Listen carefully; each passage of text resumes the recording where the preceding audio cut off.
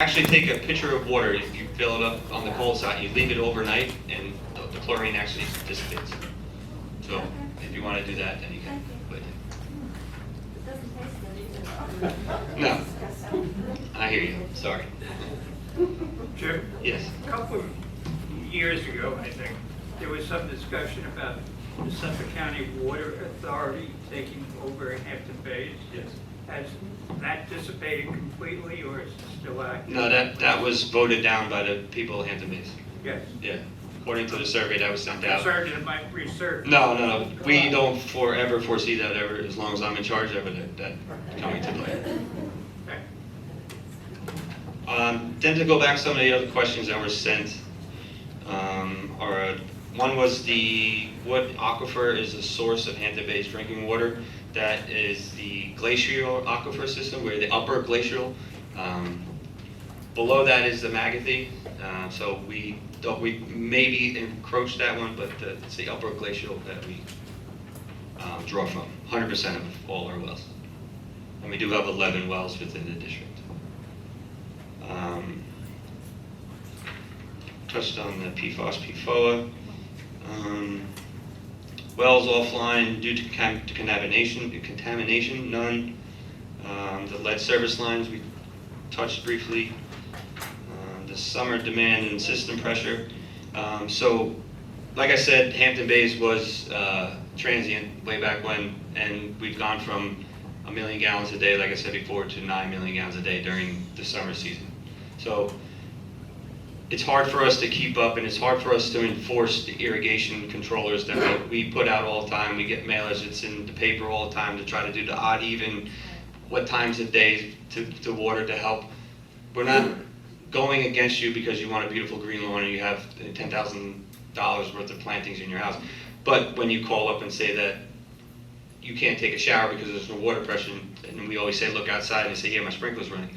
So it's kind of like, what do you want? What does the customer, do you want water for your irrigation, or do you want to be able to use it for household use? And it's hard for us to enforce because the town hasn't adopted a code for us to enforce it. So that's why we have to enforce our tiered billing system. So that's when people call up and say, why is my bill so high? I'm never home, but your sprinklers are still running.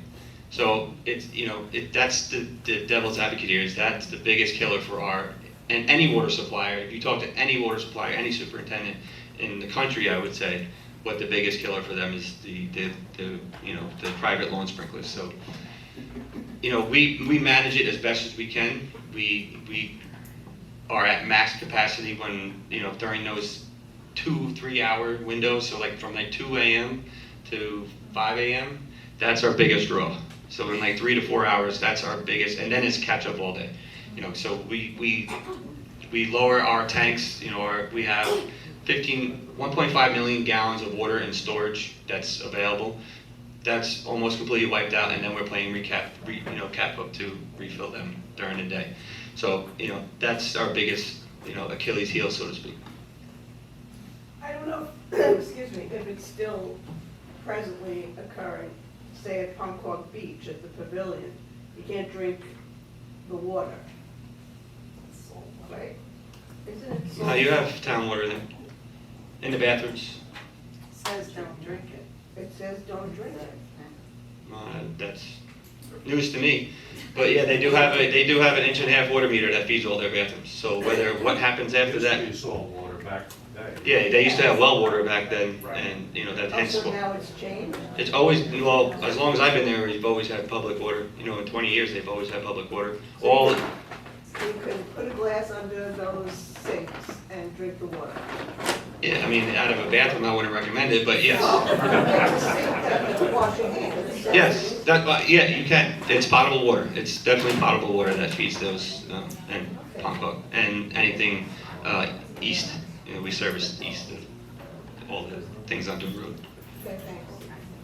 Could you explain the tiered paid system to me, please? So I don't have the numbers directly, but it goes like this. So we have a minimum bill. So a minimum bill is zero usage to 700 cubic feet of water. So even if you use zero, you have a minimum bill, say it's a 1 inch meter is $38 and every 3 months that you would pay. From that 700 cubic feet to let's say 3,500 cubic feet, it's a different rate that you would get charged. So instead of your $38, you might pay $48, so to speak, every 3 months. And then from that 35, the numbers aren't exact, but anything above 35 would be another tier, another rate change. So that it's going for the people that use above that, really, that's what it's affecting. You know, most homeowners are gonna fall into that first to second tier, which is not a dramatic, increase. So it's those ones that use the higher up, like there's more of the sprinkler customers and the commercials and the commercial residents and stuff like that, that would, we're trying to get them aware that they're using that much water. And then also, with the rate, the tiers rates, that's what helps them, look into their system and say, why am I using so much? All right. There was a question about the water rate increase. What part of the water rates go towards PFAS or 1,4-dioxane treatment courts? We don't have 1,4-dioxane issues in Hampton Bays. We do test for it. We've been non-detect of it for a long time. But none of the rates go towards any of the water treatment that we have. The GAC in 2018 was paid for by grants, and we also had a MTBE fund that we had awarded to us a long time ago. So that was zero cost to the residents. And then this one, the upcoming one for Plant 3, like I said, we got a $3.7 million grant that we're going to be using. And we did bond that. Most of the capital, all the capital projects usually are through bonds, and then hopefully next year we're going to be able to utilize CPF money to do that bridge gap too, because there is something coming down the pike where now water quality, mainly for Hampton Bays Water Districts, will be able to access CPF funds to pay for anything like these treatments that we need to have put in.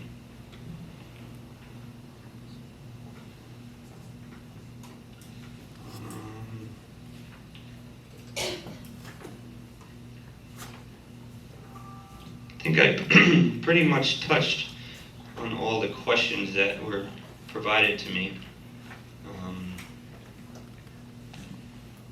Does anybody have any other questions for me, or the H2M team is here too? Our engineers, they can get a little bit more detailed things if need be.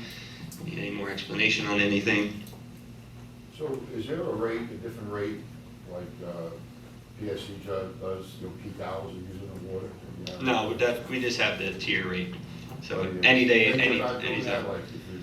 It was a thought that we discussed, but it's kind of hard because if somebody works days and they only use water at night, why are we going to penalize those people? Because we would mainly use that for the summer season, like between 2 and 4 a.m.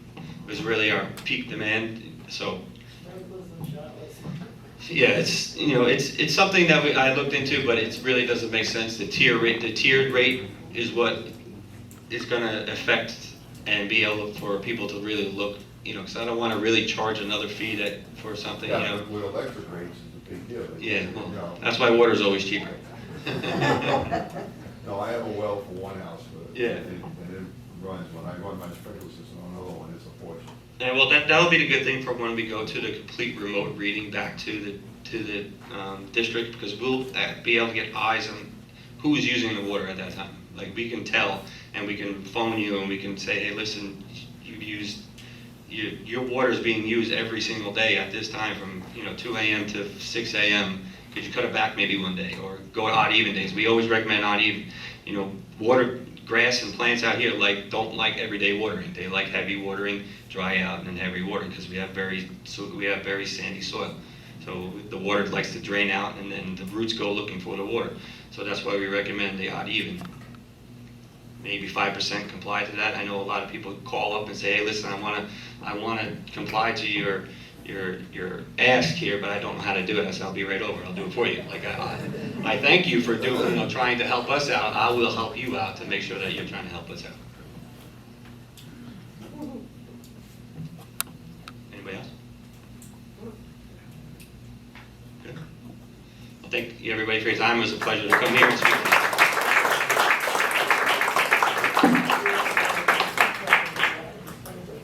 We thank you very much. That was so informative. And thank you all for coming. You as well. So I also wanted to mention that we had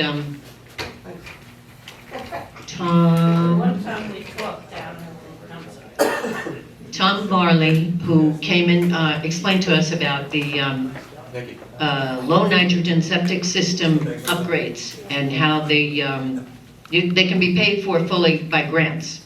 So there are some papers in the back, and there's also forms that he gave out. So feel free to contact him. He's from Stony Brook. Real quick, sorry. Our drinking water quality report came out. We did post, it's on your upcoming bill, the access to the website to access this water quality report. We did make a bunch of copies, so we're going to leave them in the back there if anybody wants to take one. We will also have copies in our office, so if you come in to pay our bill, you can always request one. But everything you need to know is in here. Where it says about supplemental data, that's data that we have, which is all our testing results, but you can also access that on our website, on any test results, where we post every single test result. So we'll leave these on the back. Thank you.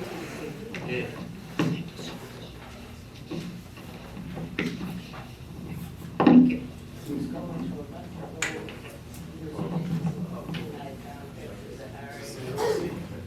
I lost my papers. So anyway, those papers in the back, it is extremely important that we all consider doing this. And because it's free, please look into it. Tom will fill out the grant applications for you. He has so much experience, so if there's not enough forms, take a picture of it and email him or call him and get the information.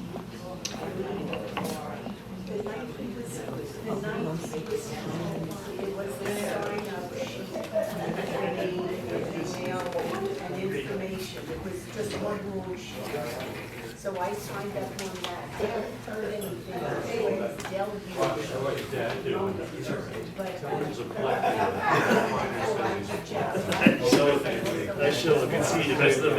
I would just contact him.